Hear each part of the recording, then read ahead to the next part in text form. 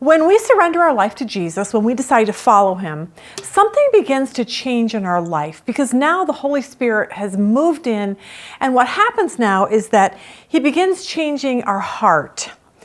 But as it changes, what happens is we begin to do what God wants us to do. Which begs the question, well, doesn't God give us a bunch of rules to keep? And the answer is yes, sort of. Because the rules that he gives us stems from two of his commands, to love God with all of our heart and then to love people. That's what the rules really entail.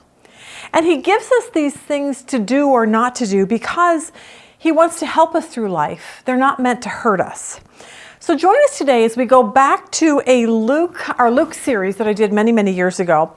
And we're going to talk about rules or religion, or is it about Jesus? This was videotaped, like I said, when I was way younger.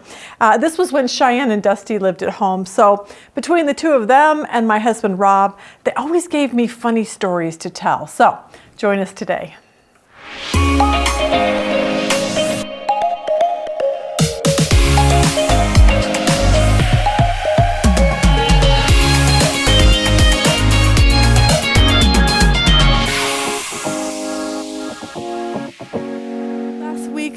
Rob and I went to see Jurassic Park, okay?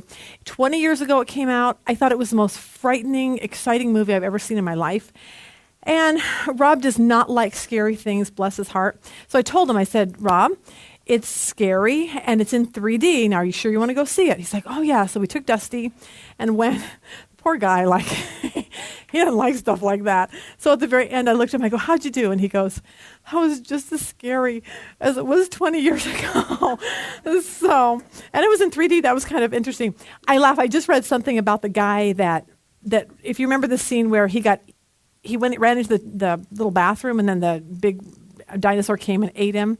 He said he will be walking on a street and someone will walk by and say, aren't you the man who got eaten in the toilet from the dinosaur? Yes, so that's what he's known for, which is kind of sad because I don't really want to be known for something like that. But anyway, if you're joining us for the first time, welcome.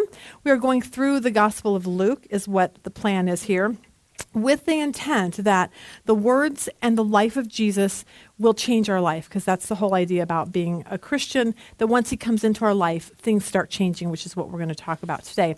We will go verse by verse. We are in chapter 5 today. We usually go verse by verse, section by section, and then we pull out something that we can apply to our lives, because that's just what we do here. So I want to talk today about what happens when a person meets Christ, and I'm going to start with Chrissy Moran. I don't know if anyone's ever heard of her. She was a porn star for probably about 7 years of her life. Her picture is right there on your page.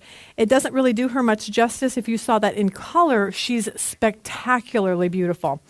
She said that in 1999, she decided that she wanted to get some modeling jobs, so she started a website, put pictures on there trying to get, jobs, modeling things that she could do. And she kept getting emails back saying, we don't really want to see you with clothes on, but we would like to see you with clothes off. And she was like, no. So she had this really bad breakup with her boyfriend. And she said that she lost a lot of self-worth at this particular time. And so she decided to do some nude photography and put it on her website. She said she was rebellious at the time, and she replaced all the snapshots with nude ones, and then that took off her business. And she ended up in the porn industry. And she said in October of 2006, she said because of the people that she was surrounded with, there's just lots of desperation and drugs and suicides. It's just a tough crowd to be around. And she said she prayed out of desperation for God, like, God, I just need you. I don't even know what that looks like. This is my life. And she said that 2 days later, she was visiting her boyfriend on his set. He was on a movie set.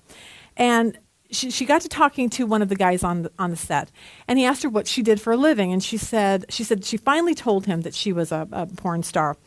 And he looked at her and he said, do you believe in God? And she said it was the first time anyone had ever mentioned God in years and years and years. So she said she went outside and said, I asked God to come back in my life again. God, I need you back into my life. She went home that night. She told her boyfriend. Her boyfriend basically laughed at her, said, how in the world are you planning on paying the bills around here? And she said, I'm going back to Jesus. That's the bottom line. She said from that day forward, she quit. She left her boyfriend, and that was her life from there on. She followed Christ, and she's got this ministry now because of what she's done. So she took what her life used to be. God radically came in and changed her, and now she's being used by God because of that. Your next little picture, little Kirk Cameron, he's kind of cute. If everyone remembers him from Growing Pains, little Mike Seaver. And for his story, he was about 17 years old. He was in of course, the whole movie or TV show. He was in Hollywood, and he decided to like this one girl who was a Christian. Her dad said, if you want to date my daughter, you will come to church with us. It's the first time he said he'd ever heard the gospel, ever heard anything to do with Jesus. So he drove away, sitting in his car. He said he realized, pulled his car off to the side of the road, if I got in a car accident today, I would die and go to hell. He realized that for the first time because he didn't know Christ. He gave his life to him, said, God, if you're real, please show yourself. And with that, everything in Kirk Cameron's life has changed. And most of you know today he does Christian movies. He works with Way of the Master with Ray Comfort. And so I want to just talk today about a life change. Your conversion and my conversion, some of them are like this. They're like the Chrissy and the Kirk, where it's like, I used to be this, drug addict, whatever it was, and I came to Christ, and now I'm like this, like immediately. And some of you are kind of like, I was raised in church. I asked Jesus in my heart when I was 6. I've always loved him, always gone to church, and always been to Sunday school. So either way, it doesn't matter how you came to Christ. But the bottom line is that when you and I come to him, we have to change. Like, that's just a given. Nothing stays the way it used to be before. It cannot help but change because we have just had God move in, and he's now going to do a whole renovation on our life. We're going to talk today about a man by the name of Levi who comes in contact with Jesus, and we're going to see his dramatic life change, what happens with him. Now, his name is Levi. Nobody cares about this. No one's ever asked me, but I had 2 nicknames growing up, okay? One of them was Mo, so I don't know how I got Mo, but then especially when I got a little bit older, I was probably 4, my older brother decided that he wanted to like chase me around or beat me up or something, and I turned on him and I went after him, okay? So my parents saw this, so they named me Mighty Mo. That was my name. But my second name during high school was Levi, which that's why when he said Levi, I'm like, oh, I know that name. That's what I used to call. Because we rode horses and I always wore Levi's, so that was my nickname. So now you know that no one remotely cares. But I want to give you a little history on Levi. Most people believe that the Levi that we're going to talk about today is actually Matthew, the Matthew that wrote the Gospel of Matthew. He was, the reason why they think that is Matthew is a Greek name and Levi is a Hebrew name, so most people kind of connect that this is the same one. And if you see his radical conversion, you'll understand he was a tax collector, and you see, hi, I'm a tax collector, and then I wrote the Gospel of Matthew. We're talking big life change going on there. Now, when you and I think of tax collector, we think IRS, because we don't have really great feelings when we talk about the IRS, because very seldom do we get really great refund checks from them. It's more like we have to pay to them. So in our hearts, or when we think of IRS, it's kind of frightening. It's kind of like the police. I was thinking the police are the best people to have around. Like, we love the police until yesterday I got a ticket. Okay, yeah, it was really sad. I knew it was coming. That was the worst part. My registration, I walked by my car the other day and I was like, oh man, February 2013. I'm like, what day is it today? I'm like, oh, I'm 2 months behind. Okay, I'll do that tonight. I kept forgetting. And so I realized this, so I pulled up to a stoplight and I saw a policeman in a motorcycle coming back. I wish it had been your husband because he probably would have let me off, since I know you. But it wasn't. Okay, it was someone I didn't know. And he pulls up, and then he pulls up right beside me, and I'm thinking to my mind, okay, if I pull ahead, he's going to see me, so I'm going to wait till he pulls ahead. Okay, this is the awkward moment when you and the police, and it's a green light, and neither one of you move, okay? I'm just like, do. And he's like, really? So I'm like, oh. So there I go. I went ahead and moved, and of course, okay. Got a ticket. He goes, ma'am, I thought for a minute that you knew I was going to pull you over. I'm like, yeah, I'm kind of guilty of that. Did it. So anyway, so police can either have a good thing or a bad thing, but the IRS is kind of a different thing. They're very frightening. We got audited once, and I remember thinking they're going to take my home, they're going to take my children, whatever it is. So it's frightening. I get that. But you never hear when you're audited, like, you did such a great job on your taxes. We're going to give you a big refund. Okay, way to go. Like, it's just not something you hear. It's always bad news. But anyway, back in the days of Jesus, the tax collectors were not like just normal people that lived next door. These were bad people. They were considered like the lowest form, like alongside of thieves, robbers. Like, this is how bad they were. People hated them. They were usually Jewish. They worked for the Roman government. They were not welcome in the synagogue, so they weren't welcome at church. Like, to you and I, were like, sinners, come, because that's what Jesus wants. But these guys weren't welcome there. They were hired by Roman occupiers. And so you would like buy your position. So I would go and I'd say, like, hello, I would like to work for you, Roman government. And they'll say, okay, that will be $5,000. I pay them, and then I go and charge you $10,000. Okay, I keep the excess money, give the government $5,000. So you can see why they got a really bad name. So they kind of extorted money from people. So going into the story about Levi, that's his background. All right, Luke 5:27, we'll start there. After that, he went out and noticed a tax collector named Levi sitting in the tax booth, and he said to him, "Follow me." And he left everything behind and got up and began to follow him. Okay, so I want to go a couple different ways with this today. And I want to talk first about that Jesus does not care about your past or your present sin. You do not have to clean up your act in order to come to him. That's just not, we see this from Levi. Jesus did not walk by and say, hey, Levi, I need you to give up your tax collecting job, get a grip, go to church for a year, get straightened out, and then you can come to me. He doesn't say that. He says, follow me. Okay, I'm going to take you just the way you are. And that is the Jesus. You can be a drug addict, a porn star, a lesbian, a thief, a stripper, a tax collector, you name it, whatever you are. And Jesus says, come and follow me. Nothing ever it will keep you from that. And I want to make that really, really clear. You can never out-sin God because he has this incredible love for you, and he wants you to come to him, and he wants you to be a part of his family. Now, the offset to that is that if you are a drug addict, porn star, lesbian, thief, stripper, whatever it is that you are, I'm going to assure you that you will never be able to stay that way. Like, God will come in and he will start taking these things out of your life and changing your desires so that you will look more and more like him. I know we've talked about Carol, the girl we interviewed last year, I guess it was, and she had been a lesbian for over 30 years of her life. And when she came to Christ, she immediately left that lifestyle and she's never gone back. And because that's what happens when a person comes to Christ. It's like, I want to do what the Bible says now, not what society tells me is right or wrong. Now, the problem in Jesus' day, which I think is the same problem that we have today, is that you have these religious people that you know in your life. So maybe you're here and you've gone to that church all your life, and they've told you all of these rules and regulations that they expect you to keep. And it's one of those things like, if you want to join us, if you want to come join our church, then you don't ever wear a short skirt and absolutely no tank tops ever allowed in church. Don't wear makeup. Don't ever go to the movies. I mean, there's all these lists of things that they have for you if you want to be a part of them. And that's what was going on back in the days of Jesus.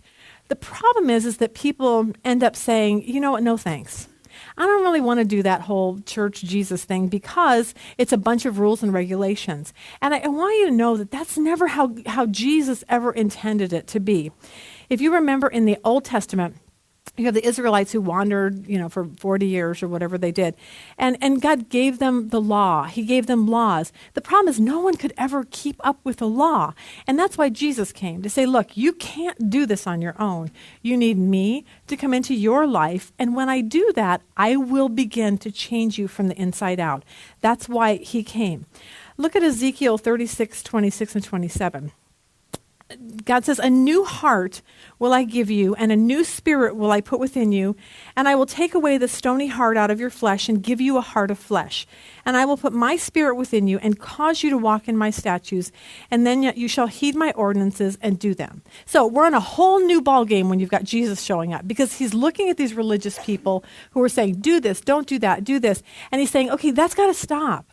It's a new thing going on. I'm going to give you my spirit, and we're going to work on the inside of you, and the things will come out, will start changing. So I want to talk real quick about rules in the Bible, because people say, well, aren't there rules in the Bible? And the answer is yes, there are rules in the Bible. But they're not there so that if you do them, God will be happy with you. And we really have to really do those, understand that. It's not like, if I obey the rules, God will love me and be happy with me. That's not how that works. He's saying, I'm giving you these things because I want you to live a blessed and peaceful life. Like, there's a reason why I don't want you to have sex before you get married. There's a reason why I don't want you to do drugs. There's a reason why, because God says, I have all of these things perfectly, like I have this perfect, beautiful arrangement for marriage. I have this perfect, beautiful arrangement for whatever things it is in your life. Like why I don't want you to do drugs. Why, there's all these, and he's saying, I want you to be peaceful and content and live this blessed life. And I want you to do things right, not because I'm mean and because I want to make your life miserable, but because I love you that much that I want you to do the right things. So I put down there 10 commandments, but actually there's 11 because apparently there's 2 that are put together. And I just want to go through those really, really quick. One of his commandments is, you shall have no other gods before me. Now think about that for a second. I don't think that's too mean of God to say, don't have any gods before me. Because that's saying, if you have other things out there that are more important than God, then you're going to be very, very distracted by those things. And he's saying, look, I want to lead you. I want to guide you. But if you've got other gods that you're focusing on, I can't do that, put that input into your life. You shall not make for yourself an idol. Okay, now how mean is that? Probably not too mean, because God knows this. If you put all of your energy and focus into your children, guess what? They leave. We've got 7 kids. 5 of them have gone. Cheyenne has 1 more year at home. Dusty has 3. We're done. They go. They have their own life. They have their own children. That's just life. Now, if I made them my idol, I would fall apart when they all leave. Okay, and yet God is saying, don't do that. Don't make your job, your hobby, your children, your husband, your relationships. Don't make those things an idol, because I know what's best. I know you will be disappointed. They're going to leave and go to college. I know that. So I want you to not focus your life on those kind of things. Do not take the name of the Lord in vain. I meant to ask Rob this morning if I could use this story, so hopefully it's okay, Rob. Here's my thinking on this. The other day, actually 2 days ago, bless his heart, we make eggs in the morning for the kids, because they all work at our house. The boys do. So Rob was making eggs for him, and he got this like hot sauce stuff, and he put it on a plate. Well, we have dogs, okay? Well, if we let the dogs roam the house, then they kind of like lift their legs and do things. So we have these dog gates right there. So Rob decided to go over the dog gates with all of this food in his hand, and he tripped. And it was so sad, like all of a sudden he yells and he falls flat on the ground. Of course, there's eggs everywhere and hot sauce everywhere, and poor little guy. And so I come running out, the kids come running down the hall, Dad, are you okay? Are you okay? But I thought at that moment, if he started yelling my name like as a curse word, then that would hurt my feelings. I'd be like, that's so disrespectful to me. Why would you say something when you're hurt or when you're angry? Why would you say my name as a curse name? And so thankfully he didn't do that. But you get the point. It's like when God's saying, don't say my name in vain, because I need your respect. If you say it badly, then I know you don't respect me, you don't love me. So that was the reason. So I don't think that's too mean. Remember the Sabbath and keep it holy. Okay. I don't think God's being mean there, because he's saying go to church. Okay, why do you go to church? So you can learn about God, so we can learn about this Christian life. Like, those are good things. Go sing, go worship, go do those awesome things. It's not because he hates you, he's telling you to do that. It's because he loves you. He wants you to grow up in your faith. Honor your father and mother. I love my mom and dad. Honestly, if I think for 1 second that my mom and dad are mad at me for any reason, like, it hurts my stomach. I'm thinking, I don't want my mom and dad to be mad at me. Like, I don't like that, and they never are. But I'm just saying that I don't like that, and I think that's what God is saying. When your parents, when there's division there, go make it right, because I don't want there to be struggles in your life. Here's another one. You should not commit murder. Duh. You're going to go to prison if you do, okay? God's not saying, I'm so mean, I'm not going to let you murder your husband or your neighbor, okay? That's not mean. That's loving because he knows what will happen. Don't steal, okay? Another thing. Steal, you could lose your job, you could go to jail.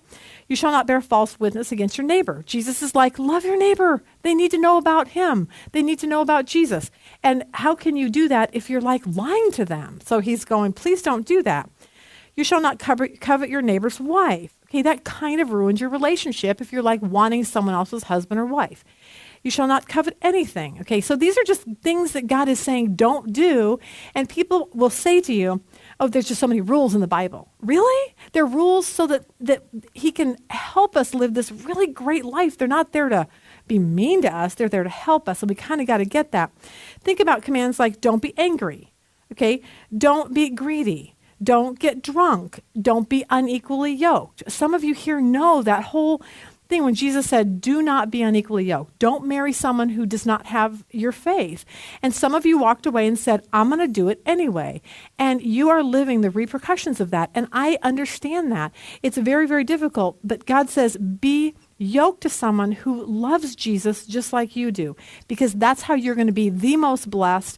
It's a difficult life to be married to someone who doesn't love Jesus like you do. And, it's, of course, you need to stay and love him, and there's lots of, commands to do for that. But he's saying if you just do things my way, it is just much easier because he knows the consequences. Okay. Somehow we have these religious people that came in on the scene here, and they're telling, they're telling people you have to do things to join us, and they've perverted the gospel. And Jesus says, no, I don't want you to do that, because I want you to know that I hang out with sinners and outcasts and prostitutes and people who drink, and that's what Jesus does. And he's saying, because I love those people, and we need to be there too. We need to be to that point where we're not religious. We don't look at people like, oh, you have a tattoo. Oh, you have a nose pierce. Oh, you have this. I realized I was Cheyenne the other day. She came home and she said, can I get my nose pierced? We're like, no, absolutely not. Now, it wasn't for any reason except I don't want people in my family to see my daughter has her nose pierced. So whatever, there's nothing wrong with it, but it bothers me. Okay, so, but I think that stems from, well, Christian girls shouldn't get their nose pierced, which is not even true, okay? But in my religious background that's how you think. And I want us to break that today and say, it doesn't matter. You can be tatted up and have piercings all over your face, and Jesus still loves you, and I need to love you too. And that's just the way it is. All right, I hope that was helpful today, because so many people don't want to come to Jesus because they think he's like all about religion or rules, but he really isn't. He's about knowing what's going to hurt us in life, and his commands that he gives us are really just warnings to keep us from hurting ourselves. So let's go out today and show others Jesus by what's in our heart, not by keeping a bunch of rules. And our heart, remember, is doing what God wants us to do because he loves us and wants what's best for us. So hope that helped today. Have a really good day.